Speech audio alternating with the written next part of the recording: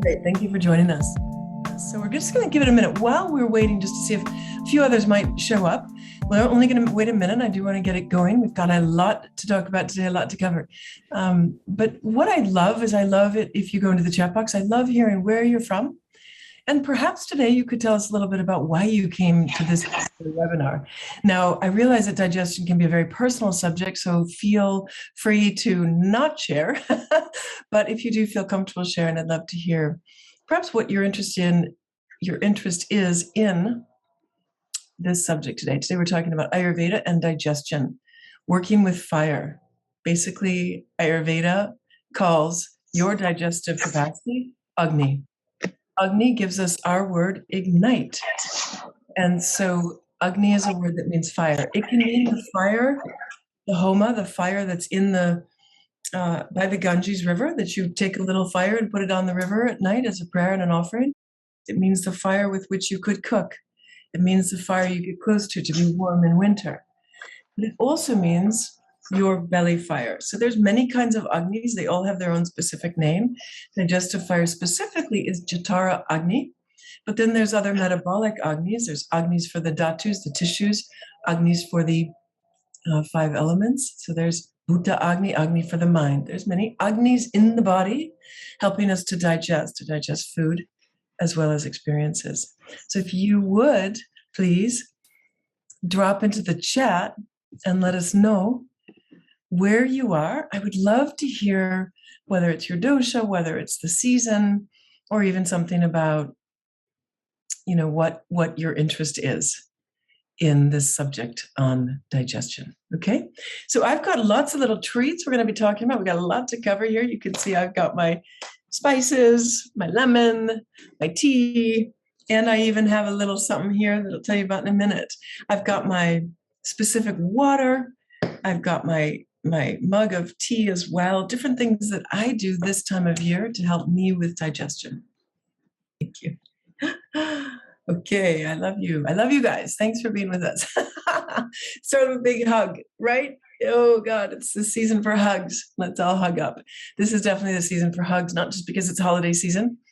Holidays come really at a good time. I have a very good friend in India who is a master of Ayurveda, really, truly sort of embodied divine. He's Dhanvantari in human form. He's a really amazing person. He will say that all the holidays in India are based on Ayurveda. And we may even extend that out and think that most of the holidays, once upon a time they were called feast days, most of these are related in some way to Ayurveda. And so what would be the Ayurveda of this holiday season? So in America, the United States, I know Canada's already had theirs. In the United States, we have Thanksgiving coming up. And while Canada already had theirs in October, still both of these holidays come at the time of harvest, sort of post-harvest. So we're celebrating the harvest. And Christmas comes at a time when things are quite dark and cold. And so we're celebrating the return of the light. And however we want to describe that, right?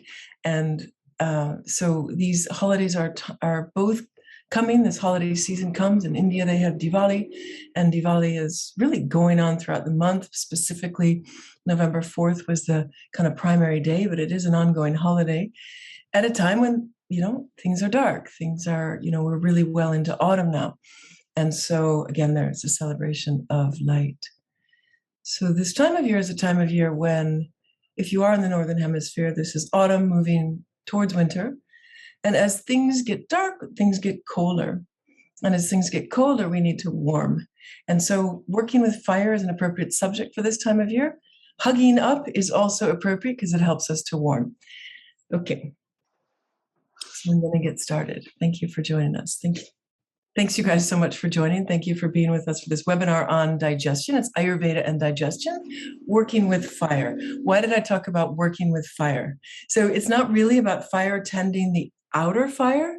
It's not necessarily about working with that sacred fire, however we might understand that term, working with fire. It's not even necessarily a topic on cooking, Ayurvedic cooking, although, of course, that comes in. This is really about Ayurvedic wellness in general. And this will be a general talk about digestion because I can't really specifically talk about each individual, right? So we're going to talk generally. But generally speaking, Ayurveda believes that digestion is the key to wellness. Digestion is the engine of optimal health. Digestion happens in the middle part of your body. You could say it's the middle, the core, the essence of optimal health. If you want good energy, if you want clarity, if you want good discernment, if you want your life to unfold richly, sumptuously, or with a sacred flavor to it, all of it depends on having good digestion. And so some of the things that we're going to be talking about today are going to be not only good for your digestion, but also good for your overall health. I'm just going to move my little spice tray and bring in my notes. I would like to start by first telling you what we're going to do today, and then having just a little reflection. So what we're going to do is we're going to talk about digestion from the Ayurveda point of view. What is digestion? How does it work? And how essential it actually is. And then we'll talk a little bit also about digestion for the different mind-body constitutions. Again, I'm going to talk generally, but I want to also give that viewpoint. This is the general spectrum of wellness, the general spectrum of digestion, but then how it could be tweaked for the individual or for somebody who's less well. This is really a talk for people who are kind of living everyday Ayurveda, let's say. I often on my free webinars get conversations or questions that are either very specific to that individual, right? Or very much about what to do when somebody's really, really, really unwell. In both cases, the best thing to do is to see an Ayurvedic health counselor or Ayurvedic health practitioner or a doctor of Ayurveda, or to go to a clinic for Ayurveda. Okay. So because I don't know everybody individually, I have to keep this broad. The offering or the invitation to you is to, feel into what would work best for you and how to apply that for you. You just have to do it that way. So, and that's why I teach. I do have a course that's launching now with the Hanuman Academy. If you're interested in that, I do teach people how to cultivate your own intuition so that you can apply Ayurveda in the best way possible for you, right? So it gives the foundations of Ayurveda, etc. But the other thing I want to talk to you about today is not just the digestion, not just Agni, not just the doshas in digestion, but I want to give you some remedies, give you some actual practical things you can do. I do have some graduates of my Ayurvedic Integrative Nutrition program, and that is a program where I teach people how to do this for themselves and how to work with clients and how to really help people optimize digestion. So Divya is here, Janine is here, and they are graduates of that program. There may be others. If you're here, please speak up. Hello, Ratna. It's nice to see you. So the reason I'm letting you know about them is that they know these remedies that I'm going to be giving today because they are part of the training, because they are such essential aspects to kindling, igniting, or strengthening digestion. So we're going to go into all of that. You're going to get an overview, you're going to get some specifics, and then you're going to get some remedies. Okay? I'm going to give you a lot today. So the other thing is at the end of this, I'm going to wrap it all up and I'm going to send it to you. I'm going to put it on my website. I'm going to send it to you in an email tomorrow. So I'll send you the replay tomorrow, and I will send you some of these remedies written out for you to have. So you don't have to, you can busily write notes, but if you want to just be present to really fully listening, you will get a follow-up with those remedies and with this as a replay. Okay, just so that you know that.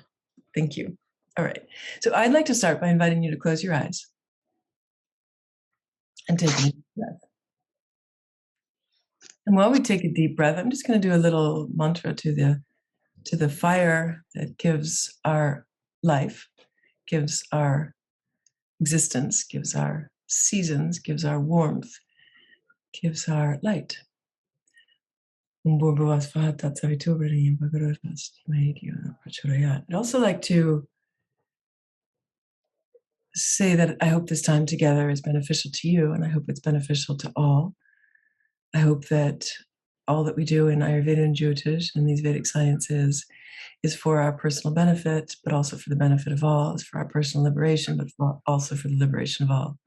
And to that, I'd like to thank my teachers, Om Shri Gurubhyo Namaha, and all of the teachers everywhere who have genuinely, from their heart, offered these teachings for the benefit of all. Loka samasta sukhino bhavantu. Then I'd like you to stay with your eyes closed and put your hands one on top of the other onto your heart center. And just acknowledge there's light within you, that is always there, which is the light of spirit, the light of consciousness, the indwelling light that gives life, that gives light, that gives love. And to remember that this is always here with you. You are never alone without that. You're always with this, and this is always with you. This is always not only within you, but this is in the all surrounding nature that is always here to support us and to reflect back to us that you are that. And then I want to invite you to take these two hands of yours and put them down onto your belly. You can put them on the upper belly, you can put them right over across your belly button, or you can put these hands onto your lower belly, upper, middle, or lower abdomen. Holding your hands, really feeling your hands on your abdomen, on your belly.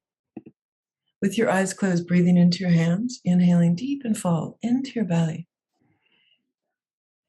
And exhaling long and smooth. Let it be a slow, even out breath. We'll take 2 more of those breaths just to feel the breath. Feel the breath in your body. Feeling where the breath expands as you breathe in. And feeling how it flows as you breathe out. The inflow and the outflow. Feeling yourself breathing in life and nourishment. Exhaling and releasing all that does not belong, does not serve. And as you breathe like this, deep, full, long, slow, and smooth breaths, there's no hurry to get anywhere. We're here right now in this moment, exactly where we're meant to be. So let's breathe into that and feel that belonging. To feel that we're alive in a world of radiance and love. A world that is here, that existed long before you in order to bring you alive. To hold you, to hug you, to support you, to nourish you. Feeling your feet on the ground, or feeling your sit bones, feeling yourself held and supported as you breathe into this.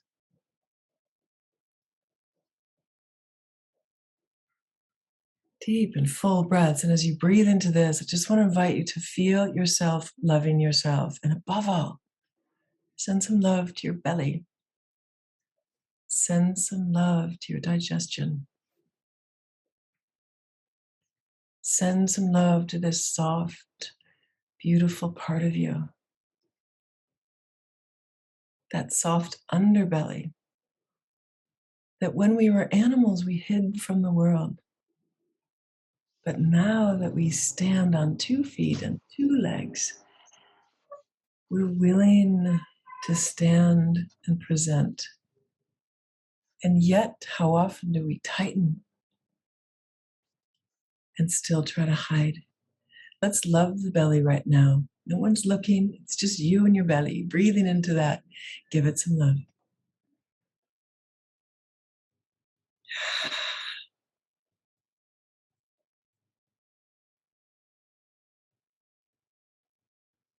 And then bring your palms together at your heart center. And now, as you hold your hands together at your heart center, imagine that these hands represent fire. So the fire is in the palms of your hands, and the fingers, your fingers are like flames. Let's bow our heads into the flame. Let's allow our egos to be consumed by the fire, so that all that remains is the light of the heart and the fire of the belly. Bowing into that, acknowledging that intelligence. And then bring your hands together and rub them together, creating heat. Why are you able to create heat? Because you have fire within you. Take that heat to your eyes. Why to your eyes? Your eyes are the eyes to see the light. Your eyes receive and metabolize light. Your eyes are an organ of pitta, an organ of the fire within. So let's bring warmth to the eyes. And when you're ready, flutter your eyes open. And when you feel ready, please release your hands and come back and join us. Thank you. Thank you. Great. So thank you so much for being with us today. It's really wonderful to be with you and to gather around this sacred fire. If you've just joined us, then please go ahead, if you like, if you're willing, to put into the chat box where you are joining us from and either sort of what's the weather, how you're feeling in terms of your own mind body constitution. And if you feel comfortable sharing, no obligation, then please let us know why you're interested in this webinar, and perhaps a little bit about how you're feeling in terms of your digestion, what you're hoping to learn. So I want to start today by cleaning my glasses so that I can see you properly. But I want to start today by talking about some fundamentals. Ayurveda believes, there's Lindsay. Ayurveda believes that all health is based on, I'm going to give you 3 fundamentals to Ayurveda. All health is based on 3 foundational practices. This goes under a term called triostam, Trayo. If somebody would like to write that in the chat box, that might be helpful. Trayostamh, stamba, right? Triostam. Tryo gives us our word 3, tree, trio. And stam means foundational, the legs upon. So it's like the stool, the threefold triangle aspect of all health and wellness based on right ahara, right intake, right nidra, right rest, and right brahmacharya, right use of our energies. Without that, herbs don't help. Other practices aren't really going to help. Ayurveda has a beautiful saying that, without right diet, medicine is of no use. With right diet, medicine is of no need. So ahara, nidra, brahmacharya, again, we could write that in. Ahara, nidra, and brahmacharya are the 3 fundamental aspects of Ayurveda. We've got to get those things right, and then we can add in the spices, the herbs, the formulas, the panchakarmas, the rejuvenative treatments, etc. But they're based on that. The other thing I want to also remind you of, a fundamental piece of Ayurveda, is to meet the individual where they are. This is the foundational medicine that gives the word bio-individuality. Personalized medicine comes from Ayurveda. That each of us is unique. You are a solely, wholly unique individual. And I'm not here to specifically diagnose or give remedies to you. So I just want to really, really, really, really stress that.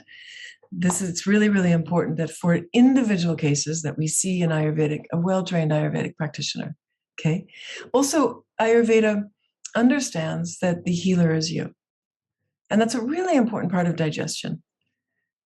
Because you are the healer, you need to be in optimal, you could say, form.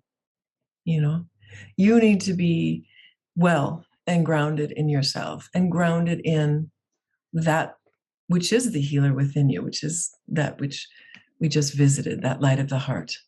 And that's why I did that. I wanted to come into, touch into, tap into, get familiar with, say hello to that part of you that is your own healer. Okay? I'm not the healer. Doctor's not the healer. Medicine's not the healer. You're the healer. All anything can do is help to stimulate that healing power within you. So because of this is a very bio-individual, we meet the individual where they are, and we offer individual, personally tailored remedies, right? Because of that, I'm going to be speaking today very generally.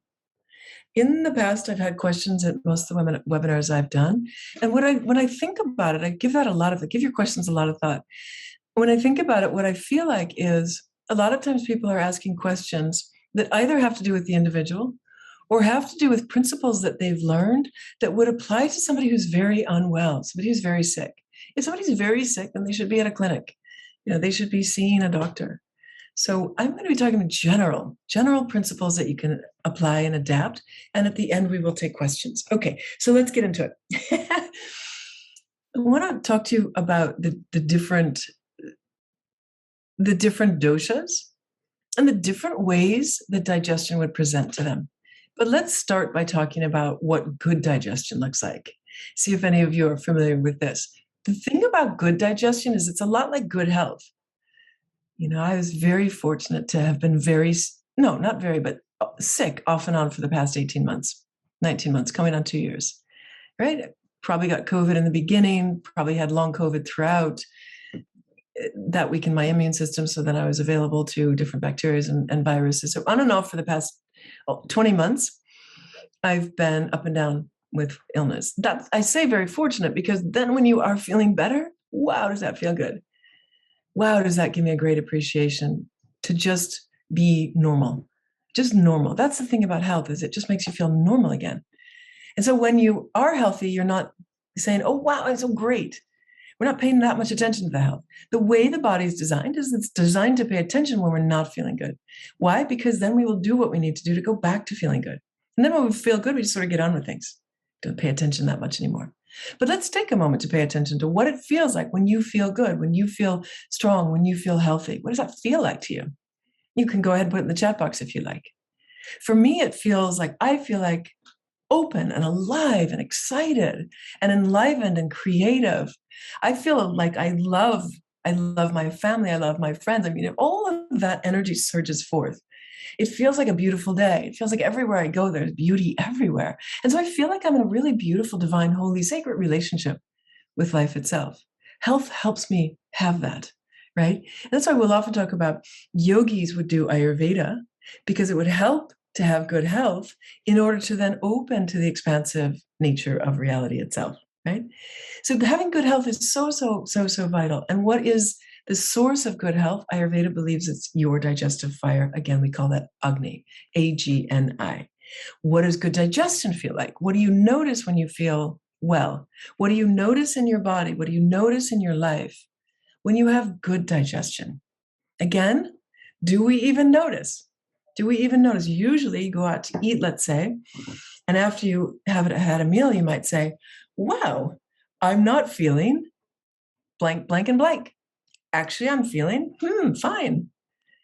Good digestion is often marked by nothing. There's a nothingness. There's no gas, there's no bloating, there's no cramps, there's no stagnation, there's no excess fullness, there's no sleeplessness, there's no lethargy, there's no foggy brain, right?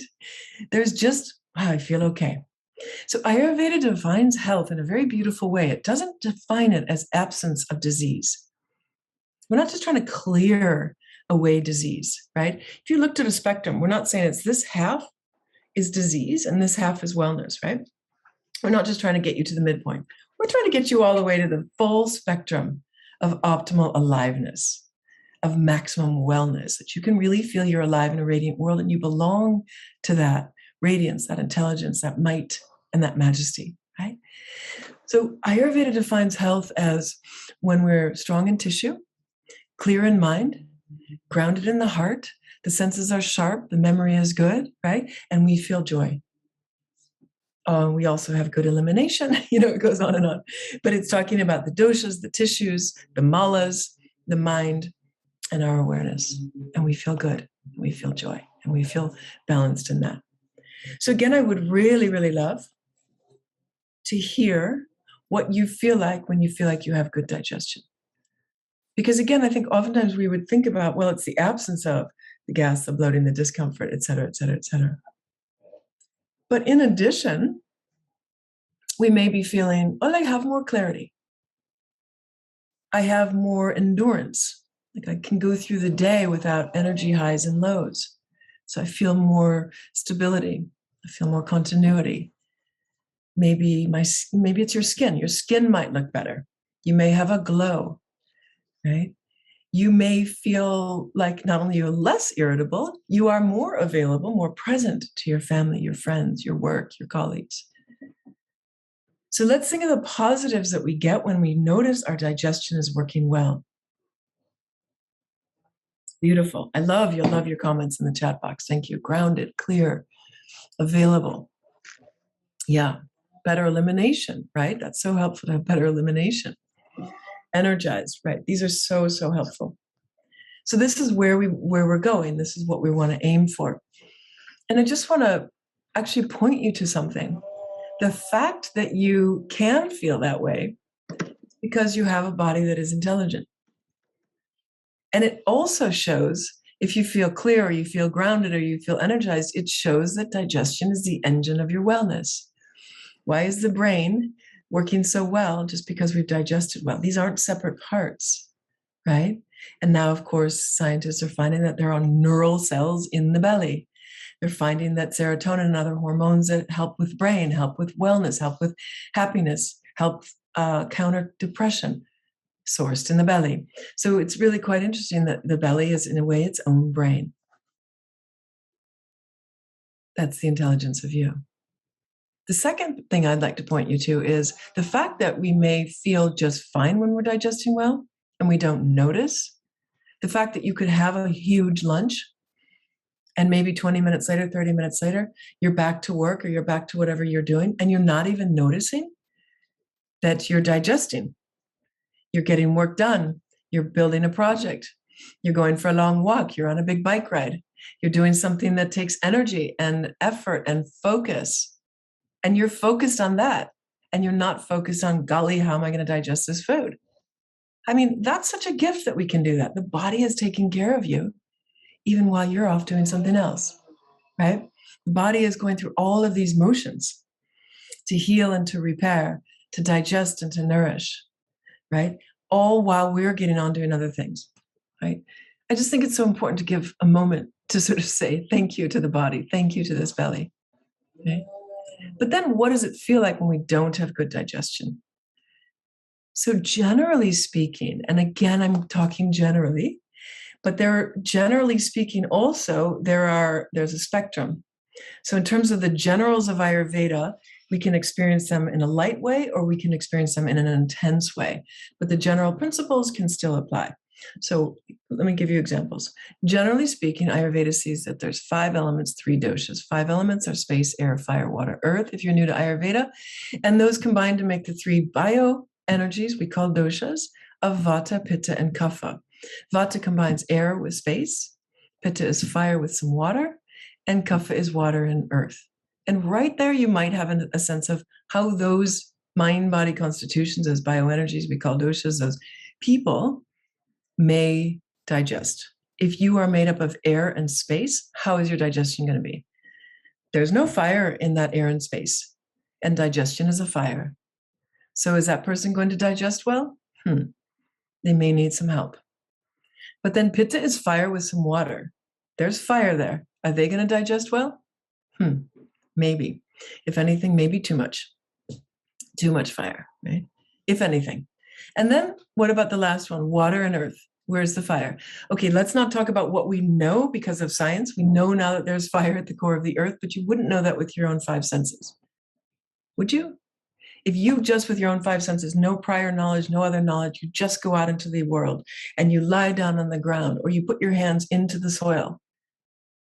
Soil, not on a hot day, just on a regular day. Soil, earth. Is it hot? Is it a fire? There's no fire there. And water especially. So we have 3 different doshas, let's say, or if in the human body, your mind-body constitution, the term is prakriti. If you are more the air and space one, which we refer to as Vata dosha, you're beautiful, you're creative, you're amazing, you're inventive, you like to dance, you like to move, and we love you, and you're great and perfect and whole just as you are. And you might need a little help with your digestion because air and space are cold and they're up here.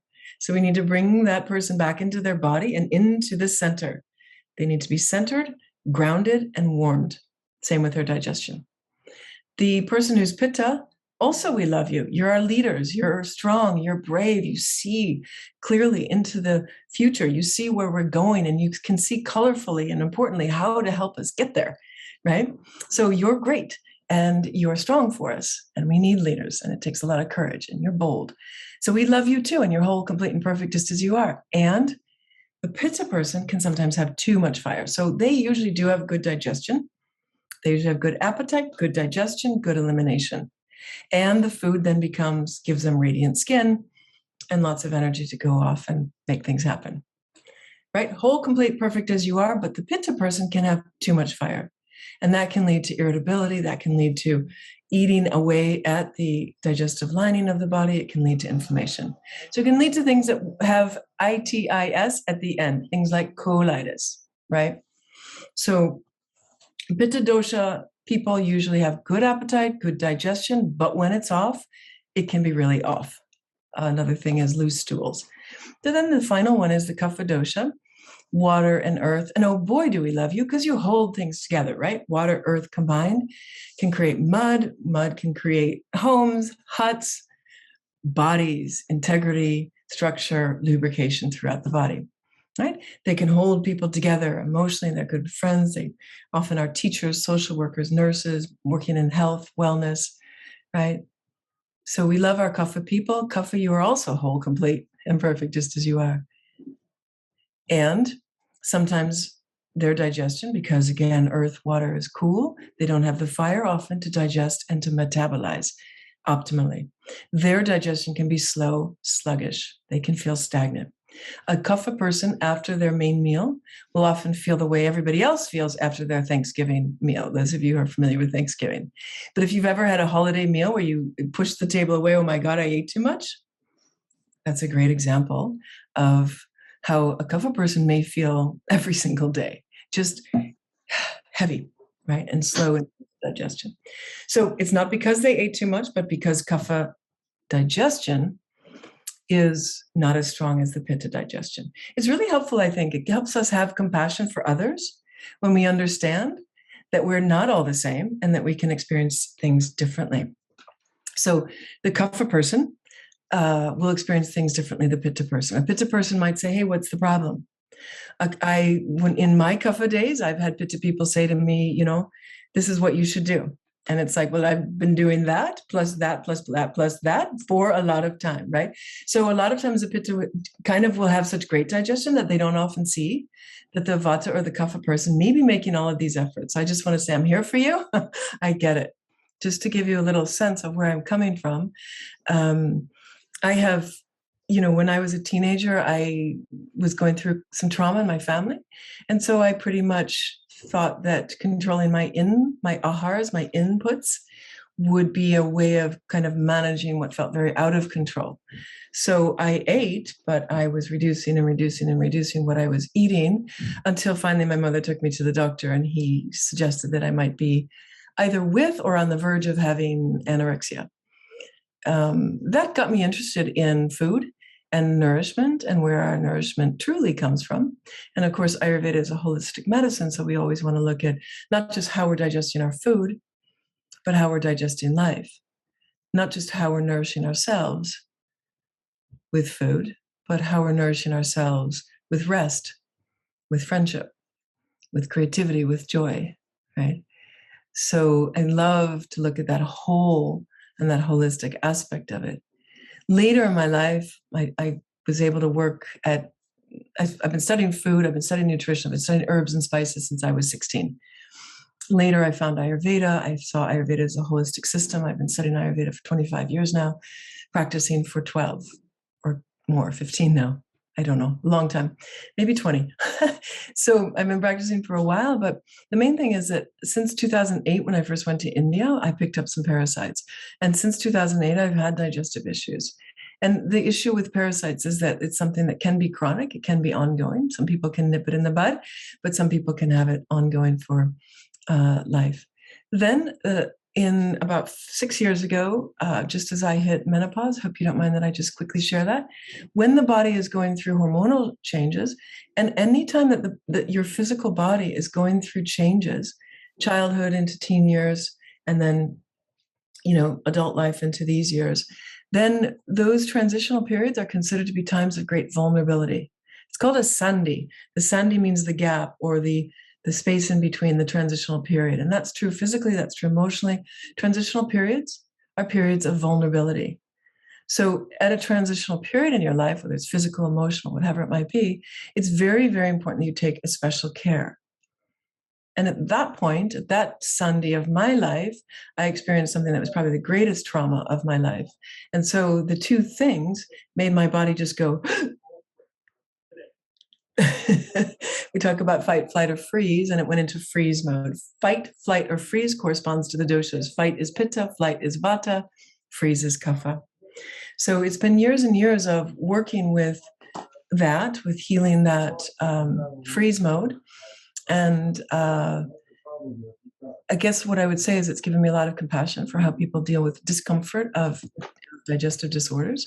That freeze mode has messed up with my digestion once again. And it's taken a lot of time and a lot of research and a lot of talking to different Ayurvedic doctors to really find the root.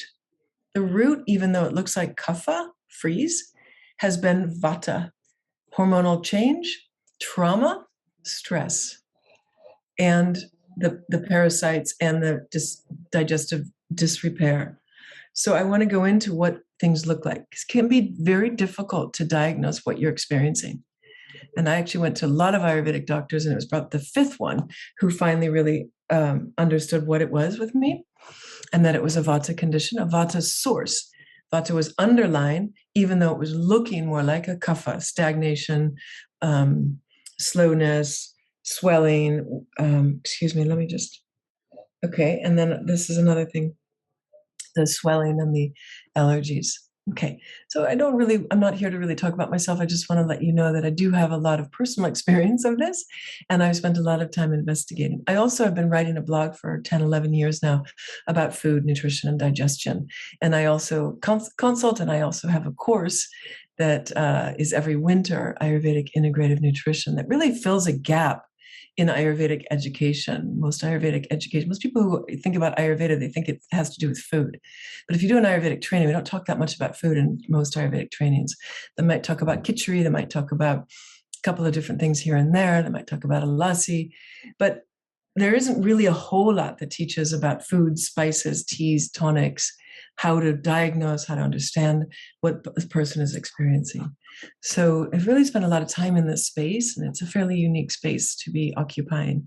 But at the same time, with 70% of Americans complaining of digestive disorders to their health practitioner, obviously there's a clear need, there's a real need for people to have better understand. What I also find in the world today is that it's very, very confusing. There is so much information out there, and it's really just so random to just take any little bit of information and try it. Ayurveda gives you a way of understanding what's going on for you. It gives you a lens. It gives you something comprehensive, a system by which to understand and better understand what you're specifically experiencing, and then where to go or where to look. It also helps you cultivate your own personal knowing, pratyaksha, your own direct experience, and to learn from that, because you're your best healer, and you are actually your best coach. Okay, so let's talk about what does it look like if you are a vata person. Now, this is not across the board, but generally speaking, what does it look like when a vata person, a person whose primary 5 elements, you're going to have all 5 elements, you're going to have all 3 doshas, but who mostly has the space in the air elements. What does their digestion look and feel like? When it's not good, it feels irregular, because that's the primary characteristic of a vata person. They're like the wind. They change. They go in different directions. They're warm, they're cold, they're north, they're south, right? They're light, they're strong. So your vata person is characterized by irregularity, by change, and their appetite will be changing. So for all of us, we may have experienced it if we've flown a long distance.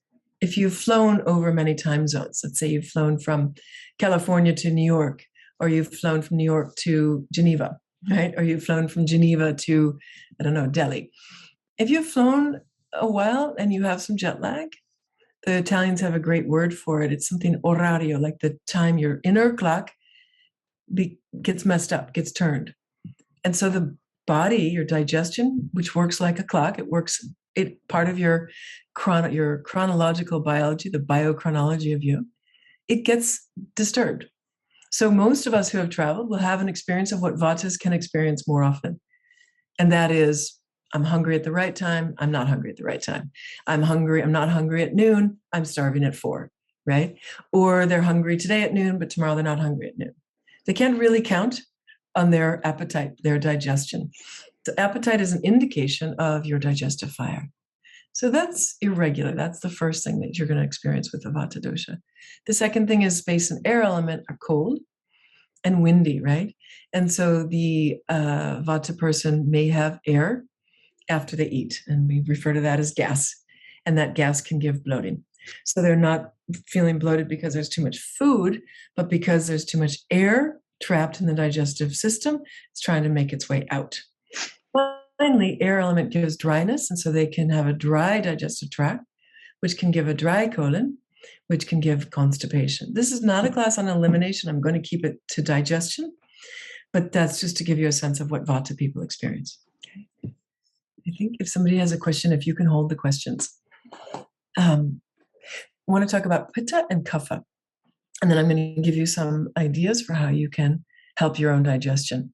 So the Pitta person has good appetite as a sign that they have good digestion. They usually have good digestive fire. So when would that be a problem? The Pitta person might notice loose stools. That is typically something that would be more a Pitta sign or symptom or expression, an expression of Pitta. They also might have cramps or pains through the belly after they eat, but it can be anytime. And sharp pains, loose stools, those are signs of Pitta. Now, both with Vata and Pitta, it would be really, really important to start by looking at your levels of stress. Pitta can be very driven, very intense. And so it could be good for them to back off a little bit. Go at 90%, not 100%. Right? Don't go all the way to the wall. Just go to the edge and leave a little cushion in between. Vata people, it's good for them to have probably more sleep. Vata person maybe needs to sleep 9 hours, especially in this time of year. Pitta person, if you're exercising a lot, may also need 8.5, 9 hours. You need to rest. Start with your stress levels, because it can be stress that's driving these digestive imbalances. Okay, so then inflammation and sharp pain and a sort of eating away, a tearing at the digestive lining. So for Vata, that's a dryness. For Pitta, it's more of a fire in the digestive lining, in the epithelial layer of the digestive tract. Finally, there's Kapha dosha again, and water and earth combine to make mud. So they will feel they feel hungry, but they don't feel starving. Like the Pitta can be the hangry one, right? I need to eat now. I'm going to be angry or irritable. I got to eat. With Kapha, they may be hungry at the meal times, regular. They are regular. There's regularity to the Kapha. So they may be hungry, but they're not hangry. They're not absolutely starving. And so they show up to eat their meal, and they have their meal, and they may eat light, they may eat well, they may eat just exactly what everyone's telling them that they should be eating for wellness. They may be eating I was going to say kale, or they may be having smoothies, or they may be having salads. But they don't have a strong digestive fire. So the food will sit in their digestive tract longer.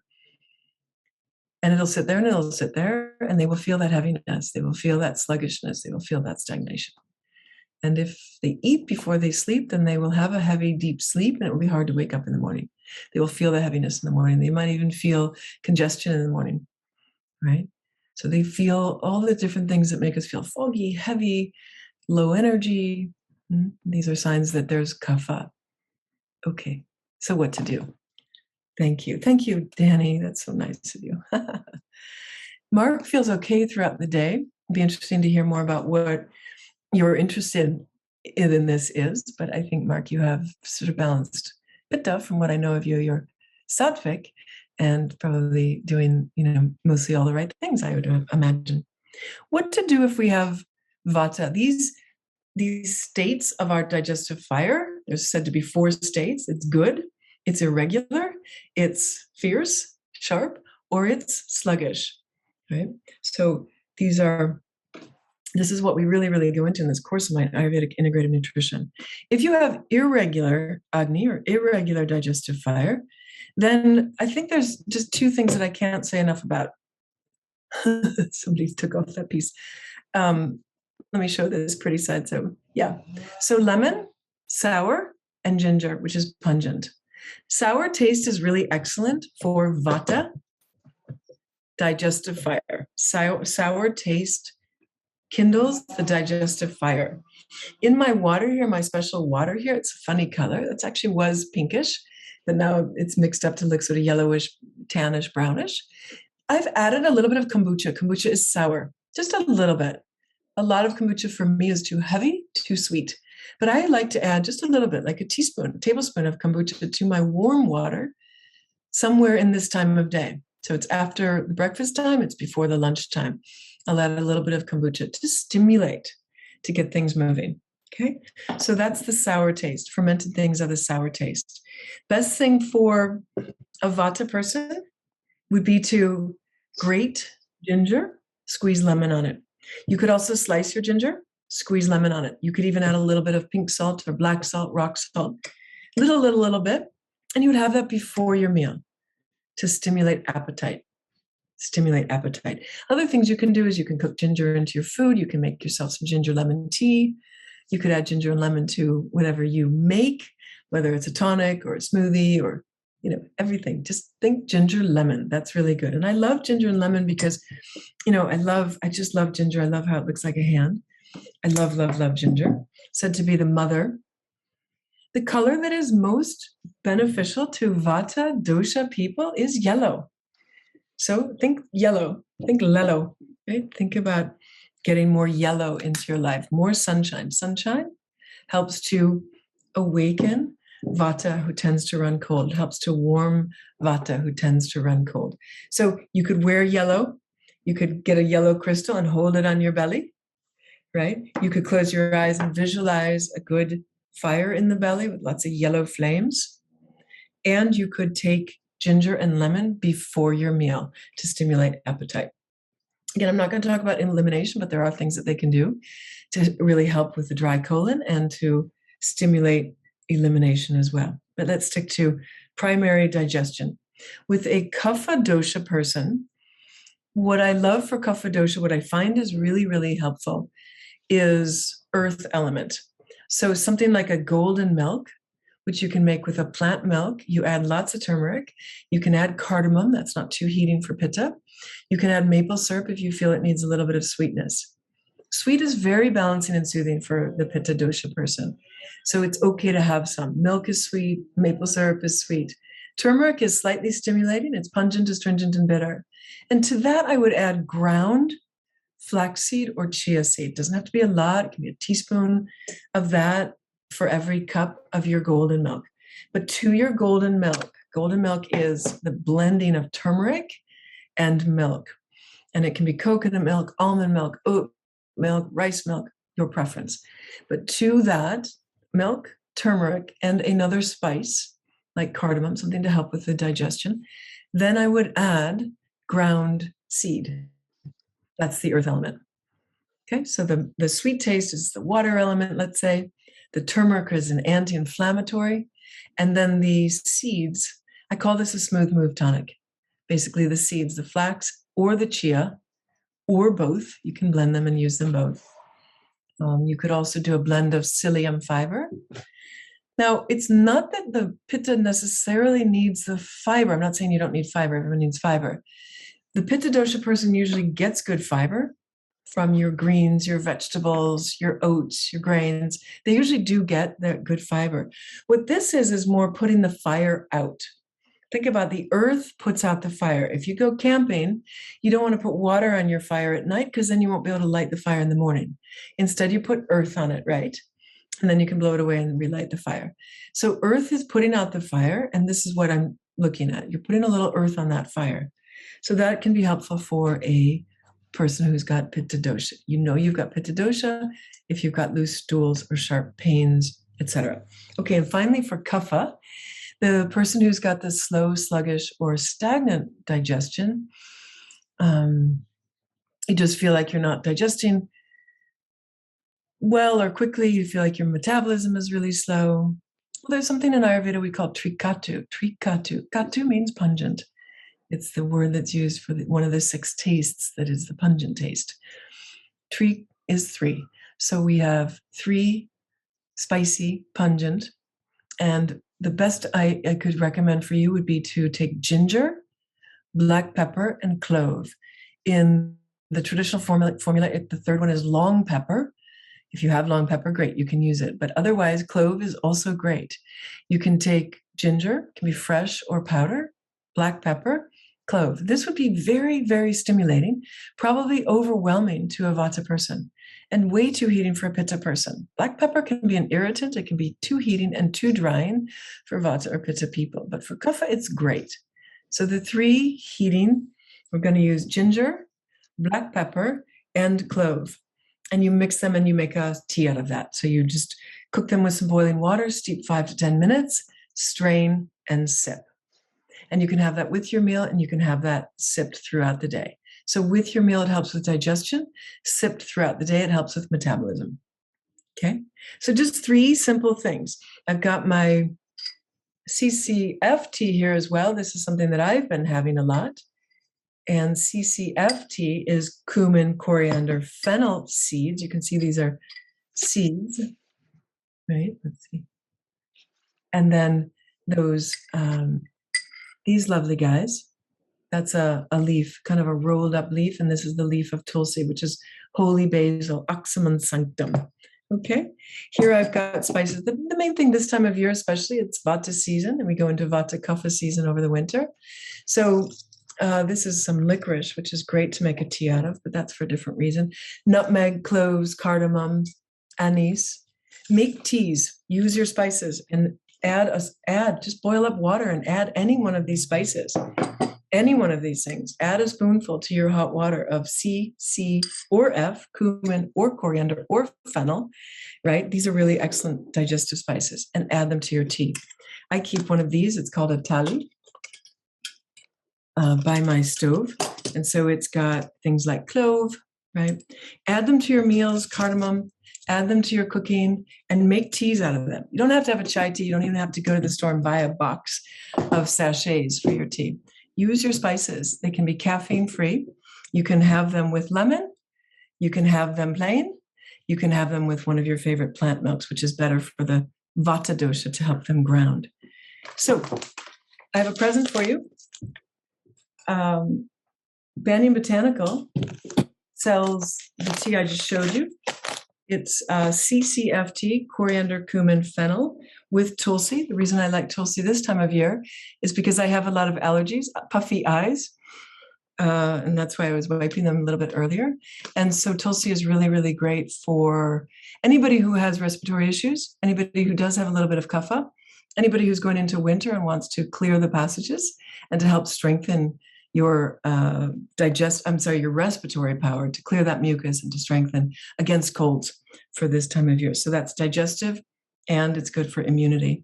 And they are giving you guys 10% off if you use the code PLUM10. Okay. So great. I'm going to go to questions, but I just want to, as I scroll through the chats and go through questions, I'm going to stay for about 15 minutes to answer questions. Definitely happy to answer questions. Remember, I'm going to give you the replay, and I'm going to send you these remedies that I mentioned. The one for the irregular Agni, the one for sharp Agni, and the one for sluggish Agni. Also, I'll send you a link to the CCF tea. CCF is my favorite tea this time of year, and I'm sipping CCF tea all day long this time of year. The cumin is so helpful for digestion and metabolism. Coriander is neutral, not too heating, not too cooling. Fennel is slightly cooling. Cumin is slightly heating. Altogether, it's a balance that will not too much heat pitta, but is really excellent for vata. For a kapha person, I would definitely add ginger or black pepper or clove or all of the above to give it more heat to it. But it's a really, really great tea to sip throughout the day. It's said to purify, cleanse, and stimulate the metabolic fires. Okay.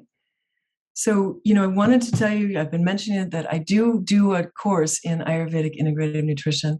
We really, really focus on digestion, which is such an important part of our wellness. And we are open now for registration, and that's at my website, lauraplum.com. I'd love to share that more with you guys. Go ahead and have a look at that. It's a really, really, really fun course. Divya's here, Janine is here, and by the end of it, you get all of my cleanses. You can share that with others. You can teach the seasonal resets to your kula, to your community. You can become an Ayurvedic chef. I have somebody who's in Switzerland now. She's an Ayurvedic chef for various retreats across Switzerland. It's completely amazing what she's doing. My mission, my passion is Ayurveda. My mission is to really help get Ayurveda out across the world. I feel like Ayurveda is going to help more people feel strong in tissue, balanced in dosha, sharp with their senses, clear in their mind, and grounded in their heart for joy and creativity. I really feel like Ayurveda is not just here to help the individual, but Ayurveda can help stimulate healing across the globe. And I do feel that's what we need most in the world right now. So just wanted to share that with you. I really feel such passion for empowering others to empower others, to remember that you are nature, every bit as beautiful and bountiful, every bit as mighty and majestic, and that you have that power within you to heal and to live a beautiful life. Okay, so let me answer questions. I see a really great question here. Does the lemon balance the drying effect of ginger? I understood that while warming, it is also drying. If you're concerned about drying, I would have more unctuous foods. Make sure you're getting enough water, make sure you're getting enough unctuous foods, and make sure that you are having your lemon and your ginger either with, that's why I said like with hot water and add plant milk. Have it with your meals, add good healthy oils. A Vata person needs good healthy fat. So bottom line, make sure you're getting good amount of healthy fats. Okay, Danny, it's a great question, really important. Doesn't this combo enhance inflammation? Let me know, Ratma, which combo, because I don't know where you were referring to that. And we'll come back to that. So Kim, to make 1 cup of CCF tea, how much each spice would you put in a tea strainer? Excellent question. So the general suggestion for CCFT is that you have equal parts. So for instance, to use your measurement, half teaspoon cumin, half teaspoon coriander, half teaspoon fennel, all mixed together. What I would do is I would take a tablespoon of fennel, a tablespoon of cumin, and a tablespoon of coriander, put them in a small jar, seal the lid, give it a shake to really blend it up well. And then I would take a good heaping teaspoon. I would take a good heaping teaspoon, right? And then I would add that to 3 to 4 cups water boiling. So you could do a regular teaspoon to get 1 cup. But I would also say this, it's up to you. You can make it strong, you can make it weak, right? And so if you're Vata dosha, you might make it thinner. If you're Kapha dosha, you might want it stronger. If you're Vata dosha, you might make a teaspoon for 4 cups boiling water. And on top of that, you might then add your coconut milk or your almond milk. So it's up to you. Make it taste good. If it tastes good to your tongue is an instrument of knowing. Your tongue is a sensor. Your tongue is like an antenna. It's telling you what it wants, what it needs.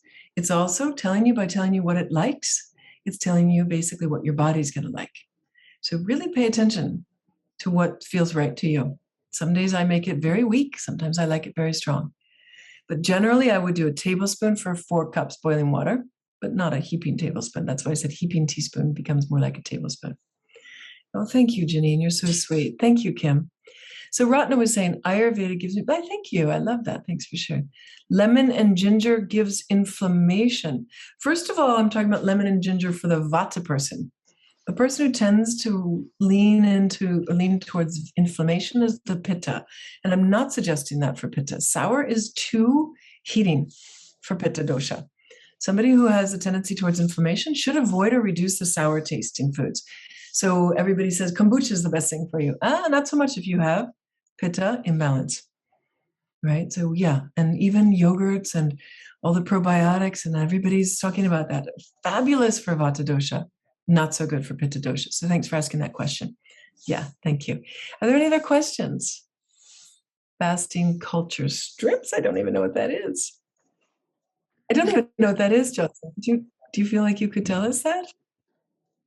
Oh, I'm sorry. It was a direct message. Maybe you didn't want me to share. Oh, it's okay. I actually have one in my bathroom, but it's basically these strips that you pee on, and it tells you whether or not, like, across the 5 elements, what percentage you're at any particular point. So across the 5 elements. So yeah. It's Ayurvedic. Mm-hmm. I love that. So I love that. And what that basically is, when we learn Ayurveda, we learn how to read the urine as one of our diagnostic tools. So by the color of your urine, you can learn whether you've got more Vata right now, or more Pitta, or more Kapha. Whether your urine is, I'm sorry to be talking about this, guys, but Ayurveda talks a lot about our eliminations. So you can also see whether it's thin, whether it's, watery, whether it's clear, whether it's cloudy, whether there's even, somebody I was talking to the other day had some little bit of glistening in their urine. And so there probably is in this person's case, fatty liver. So there's a lot we can learn about the urine, and it sounds like those strips, I'm going to have to find those, is basically doing that diagnosis for you, is reading that for you. I think that's great, especially if you then know what to do with that information. I want people to be careful of not over analyzing, diagnosing, and adjusting.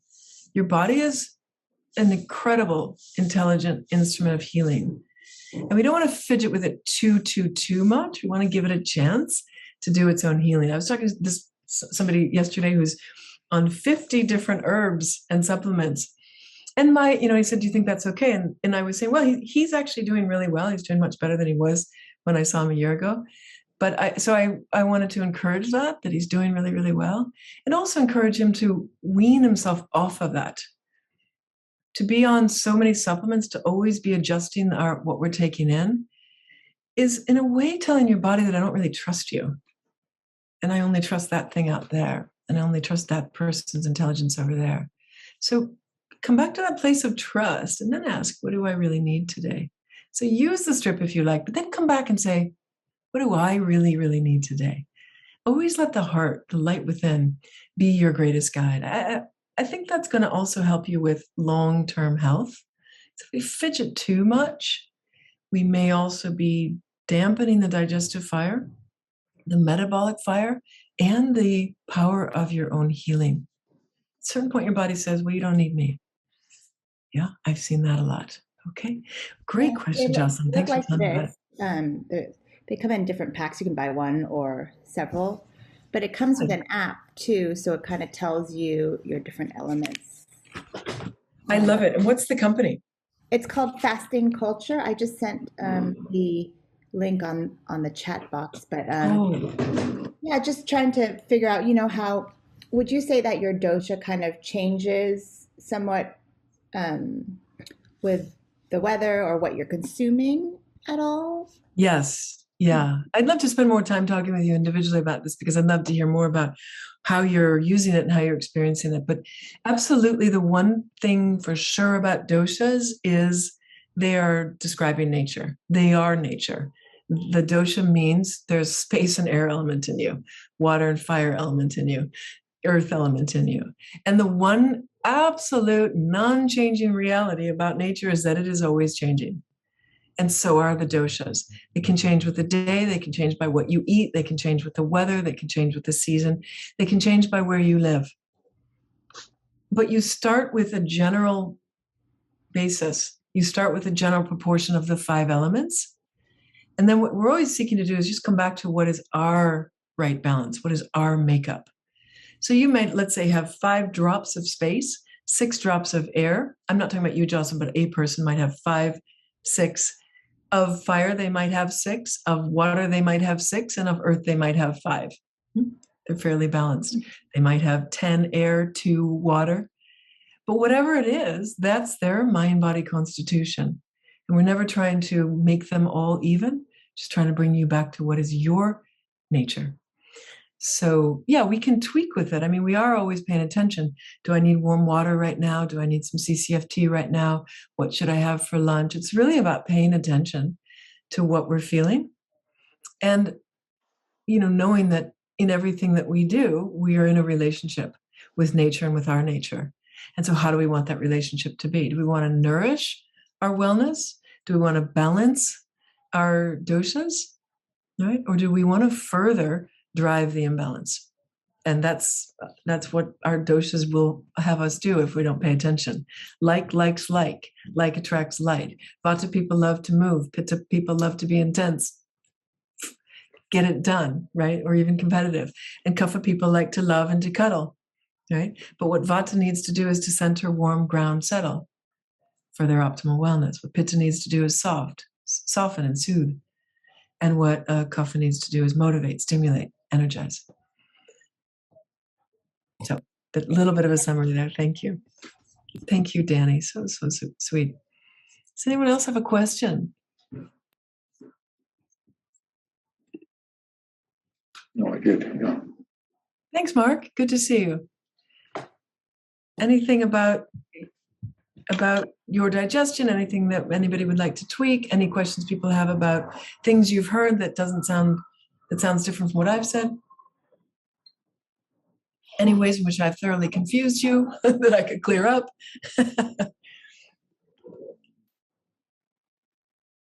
I did ask a question. Can you hear me? I can hear you. So I'm Vata. I'm having problems with inflammation. Should I avoid lemon? Okay. Okay, now we're getting into the complexities of the thing. Everybody is made up of all 5 elements. Everybody has all 3 doshas. We have to have movement in the body. We have to have the capacity to digest, and we have to have structure, lubrication. So we have all of that within us. So we can be one prakriti, one mind, body constitution that we are born with, and we carry with us throughout our life. As we go through life, we're a little bit more kapha as children, we're a little bit more pitta as adults, and we're a little bit more vata in our, hopefully, retirement years. Hopefully we get to retire, right? So things can change, and an environment can change. Where Mark lives, if you still live where you lived when I first knew you, then this is a dry area, and it can promote some vata. And where we live in Southern California, we have a lot of change, and change is vata. So it's really sunny and hot one day, it's cold the next day, it's raining, it's hot, and it's changing all the time. It's actually in the Midwest and the East, your seasons are a little bit more predictable or reliable, right? You flow through your season. We have these abrupt changes. So that does contribute also to some vata dosha. And can a vata dosha person be showing up having pitta expressions? Of course. You can be kapha with pitta. You can be pitta with kapha. We can be one prakriti but have a different dosha or vikriti. This is where Ayurveda gets very complex. And this is where we need to really work one-on-one with a really well-trained practitioner. To just give a highlight here, the answer would be yes. You want to pay attention to what is so-called out of balance right now. We call that a vikriti. V means to flow with, to go with. So which way, what is going, right? What dosha is going? Are you going with right now? And right now you're going with more of a pitta. So we have to balance the pitta without upsetting the vata. So we want to cool the heat. We want to reduce the inflammation, the flames, but we don't want to make you too cold. We don't want to put out the fire, because vata, your underlying vata, already doesn't have strong or regular fires. So you want to look at what vata and pitta have in common. What they have in common is that they're light, they're subtle, and they're mobile. And so you want to look at foods that will be grounding and unctuous and soothing. And you can go with spices that are not too inflammatory. So that's coriander, that's fennel, that's mint. Dill is okay, cilantro is okay, parsley is okay, a little bit of basil and cardamom nutmeg are okay. So you want to have those spices to keep the vata fire, but you want to have things that are going to really reduce the inflammation. Okay. Does that help? Yes, thank you. Good. Great. Is there any other question? No, it seems like you've kind of got it. I hope this has given you what you've come for. Nice to see you, Nita and Maria. I hope this has given you what you've come for. Again, you can certainly email me if you have further questions. I'd love to let you know about, if you're interested in learning more about how you can diagnose yourself and what protocols and remedies would be good for you, what would be good for your family, how to make foods and tonics and teas and for a whole family or for a whole community when everybody's got different doshas and different agnis, right? Also to really help you learn how to do this for your clients, for your classes, how to bring Ayurveda and Ayurvedic nutrition and digestion forth to the world. Also to learn to be an Ayurvedic cook or a chef, to be an Ayurvedic coach, counselor, etc. So just go to lauraplum.com if you do want to learn more about that, and email me if you have personal questions and anything you'd like to learn about, particularly for you. Okay? Main thing is that we digest well, not just our food, but life. So I hope you take time every day just to close your eyes, breathe into your belly, breathe into your heart, And give yourself time to digest. We live in a world that is so fast-paced. And unless we're taking time for ourselves to really slow down, then we're not able to really digest experience, information, and events. And if we aren't digesting events, that will cause digestive impairment, that will slow down or even cause us to not be able to digest our food. So to the power within you to digest and to light up your own life and to light up our world, I bow. Thanks so much for being with me today. I hope you have a beautiful rest of your week.